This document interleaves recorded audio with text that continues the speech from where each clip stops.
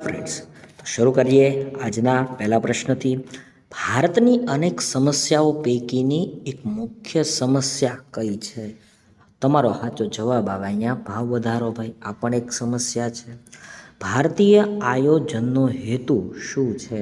તો આ ભારતીય આયોજનનો હેતુ, ભાઈ યાદ રાખજો, ભારતીય આયોજનનો હેતુ ભાવ સ્થિરતા સાથે ઝડપી આર્થિક વિકાસ સાધવાનો છે. ખાલી જગ્યા વધારો એ ચીજવસ્તુ તેમજ સેવાઓની માંગ અને પુરવઠામાં અસંતુલન સર્જે છે. તો આમાં સાચો જવાબ આવે વસ્તી વધારો.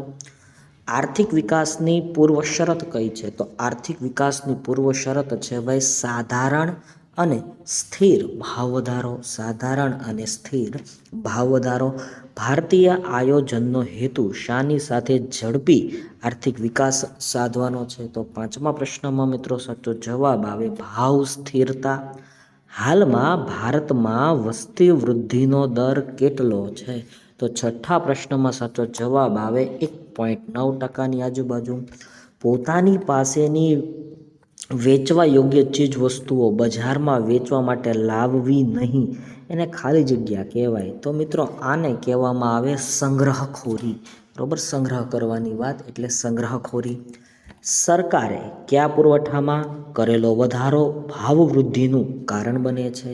તો આઠમામાં મિત્રો તમારો સાચો જવાબ આવે નાણાં. મની, માલ હે તો મોહબ્બત હે ભાઈ. ભવિષ્યમાં ભાવ વધારો થવાનો છે એવી આગાહીથી લોકો શું કરે છે? તો ભાઈ એવી આગાહીથી લોકો સંગ્રહખોરી કરવા લાગે ભાઈ. બરાબર, પૈસા વધારે કમાવાના હેતુથી ભાઈ એ લોકો સંગ્રહખોરી કરતા હોય છે.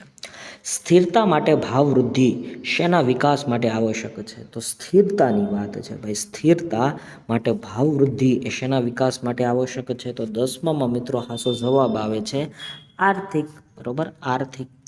નાણાંનો પુરવઠો ચીજ વસ્તુઓના પુરવઠા કરતાં વધી જાય ત્યારે શું થાય?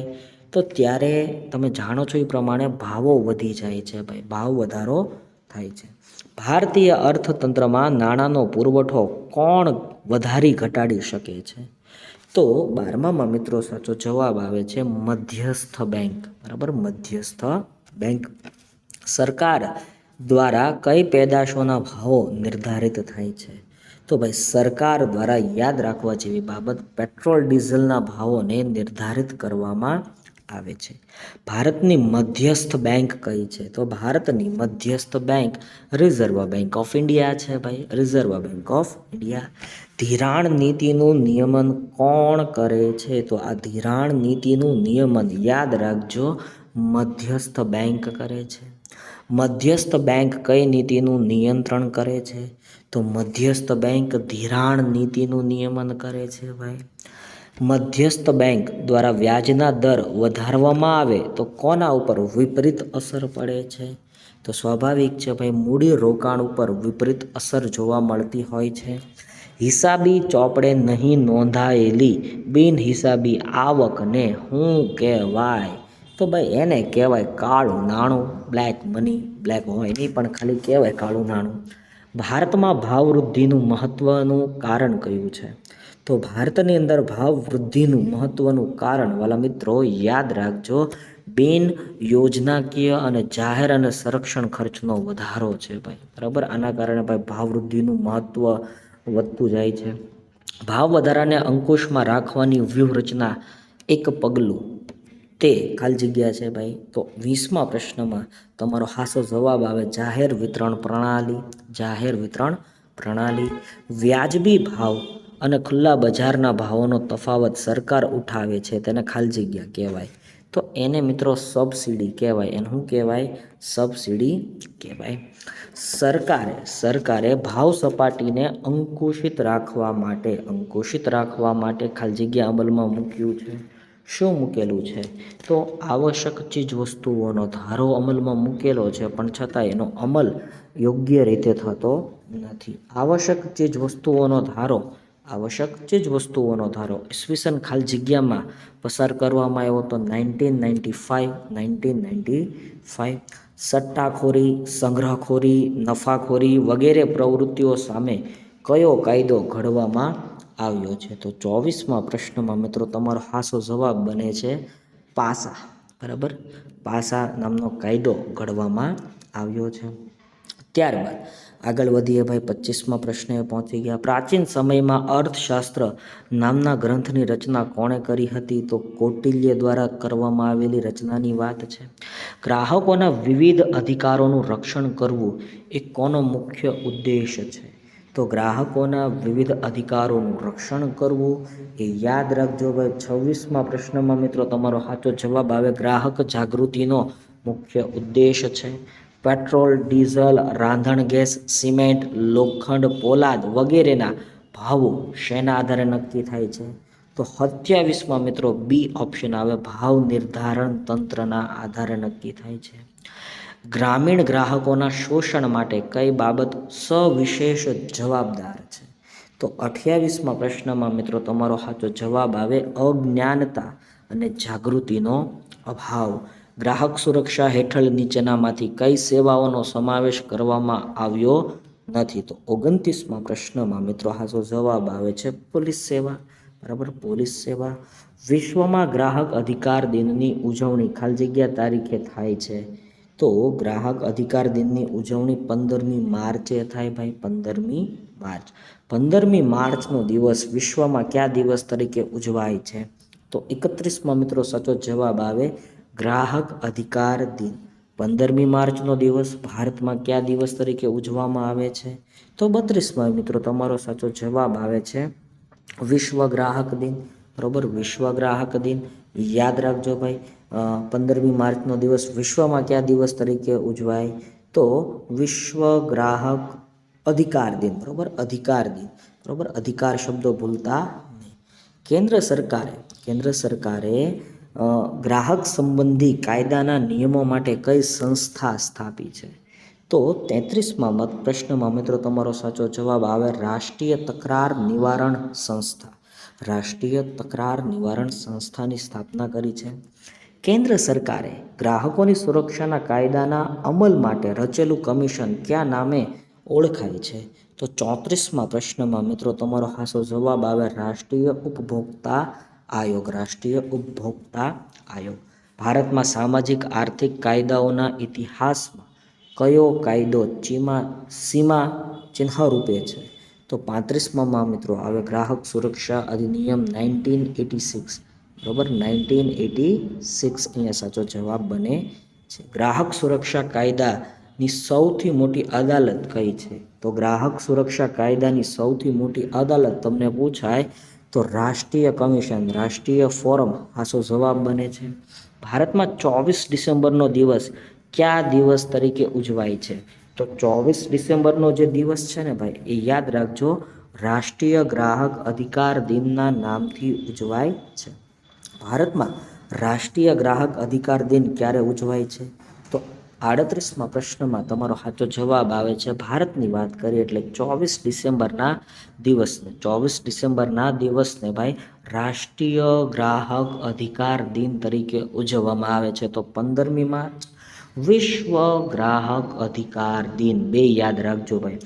ગુજરાત ગ્રાહક સુરક્ષા નિયમો 1988 ક્યારે અમલમાં મૂકવામાં આવ્યા? તો 39માં મિત્રો તમારો સાચો જવાબ બને છે ભાઈ 18 ફેબ્રુઆરીના દિવસે. ગ્રાહક હંમેશા કેવા માર્કોવાળી ચીજ વસ્તુઓ જ ખરીદવાનો આગ્રહ રાખવો જોઈએ? તો કેવો માર્કો હોય ભાઈ? ISIનો માર્કો ભાઈ, ઇન્ડિયન સ્ટાન્ડર્ડ ઇન્સ્ટિટ્યુશન્સ વાળો માર્કો હોવો જોઈએ.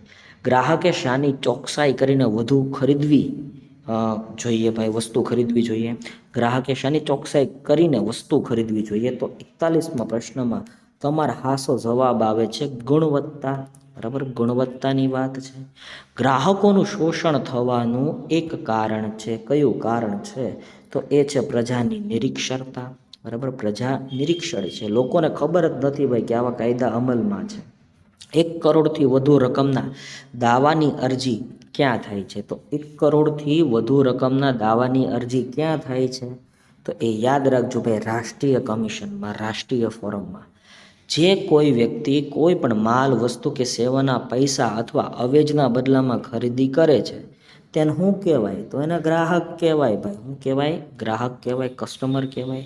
રાષ્ટ્રીય કમિશન એટલે કે રાષ્ટ્રીય ફોરમ સમક્ષ કેટલી રકમ સુધીના દાવાની અરજી થઈ શકે છે? તો 45માં મિત્રો સાચો જવાબ આવે છે 1 કરોડથી પણ વધારે. રાજ્ય કમિશન એટલે કે રાજ્ય ફોરમની એ તમને વાત કરી, સમક્ષ કેટલી રકમ સુધીના દાવાની અરજી થઈ શકે છે? તો 46માં મિત્રો તમારો સાચો જવાબ આવે છે રૂપિયા 20 લાખથી લઈને 1 કરોડ સુધીના. ગ્રાહક શિક્ષણ અથવા જાગૃતિ માટે કયું સામાયિક બહાર પાડવામાં આવે છે? તો 47માં મિત્રો સાચો જવાબ આવે છે ઇનસાઇટ, બરોબર, અંદરની વસ્તુ, ઇનસાઇટ. ISI નામની સંસ્થા હવે કયા નામે ઓળખાય છે? Indian standard institution. હવે એનું નામ બદલી ગયું અને 48માં તમારો સાચો જવાબ આવે છે BIS, bureau of Indian standards, બરાબર. ચાલો આગળ વધીએ. ખેતીવાડી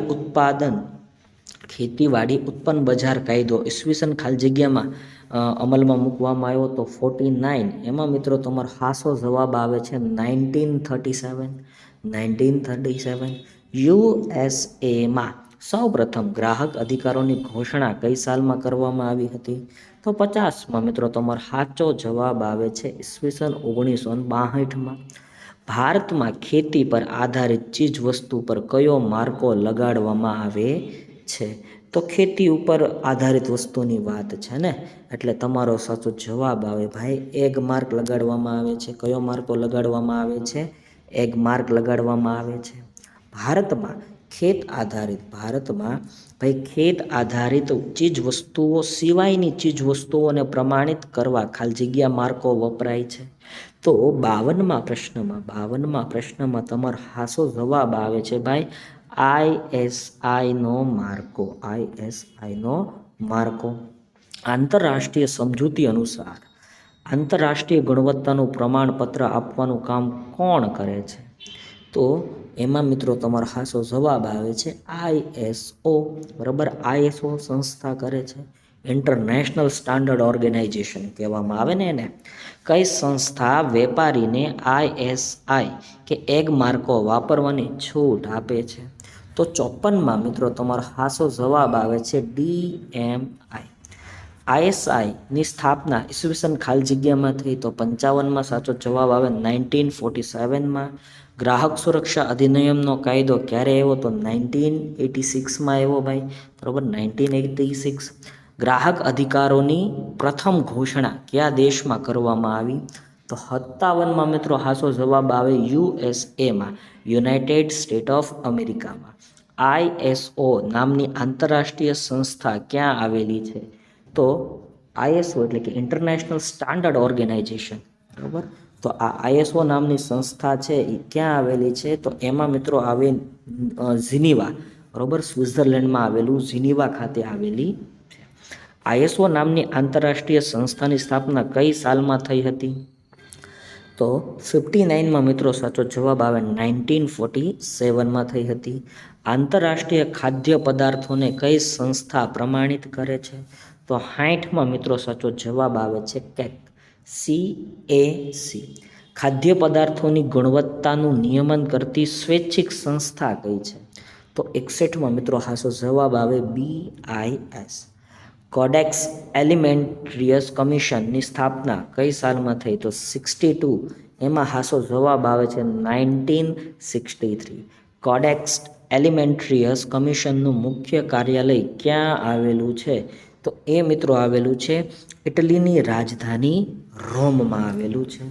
નીચેના વિધાનોમાંથી કયું વિધાન ખોટું છે એ કહેવાનું છે ભાઈ. જો વિધાનો વાંચવા પડે, વિડીયો લાંબો બનતો હોય છતાંય તમારે જોવો પડે, બરાબર, કેમ કે આવા વિધાનોને આપણે સોલ્વ કરવા જરૂરી છે. પૂછાય આવા વિધાનો બેઠા એટલા માટે ભાઈ. તો જોઈએ, ભાવ સપાટીમાં પૂરતો પુરવઠો એ આર્થિક વિકાસની પૂર્વ શરત છે. લ્યો, આ જ તમારું વિધાન ખોટું છે, એ પૂર્વ શરત નથી ભાઈ. ભાવ સપાટીમાં વ્યાજબી નફો એ આર્થિક વિકાસની પૂર્વ શરત છે, આ સાચું છે. ભાવ સપાટીમાં વ્યાજબી સ્થિરતા એ આર્થિક વિકાસની પૂર્વ શરત છે, આ પણ સાચું છે. ભાવ સપાટીમાં વસ્તી નિયંત્રણ એ આર્થિક વિકાસની પૂર્વ શરત છે, આ પણ સાચું છે. ઓકે, તો તમારો જવાબ બની ગયો છે ભાઈ. સરકાર દ્વારા ભાવ વધારો નીચેની કઈ ચીજો પર આદેશ બહાર પાડીને થતો નથી? તો 65 એમાં તમારો હાસો જવાબ આવે ભાઈ શાકભાજી, બરાબર. બાકી બધા ઉપર આદેશ કરવામાં આવે. એક વેપારી કાળા બજાર દ્વારા ઊંચી કિંમત વસૂલ કરીને વધુ નફો પ્રાપ્ત કરવા માટે અસામાજિક પ્રવૃત્તિ આચરે છે, તો એને શું કહેવાય? તો મિત્રો 66માં મિત્રો સાચો આવે કૃત્રિમ અછત ઊભી કરવી. કૃત્રિમ અછત ઊભી કરવી અને જેના કારણે અસામાજિક પ્રવૃત્તિ આચરણ થયું કહેવાય. જાહેર વિતરણ પ્રણાલીની સફળતાનો આધાર શાના ઉપર રહેલો છે?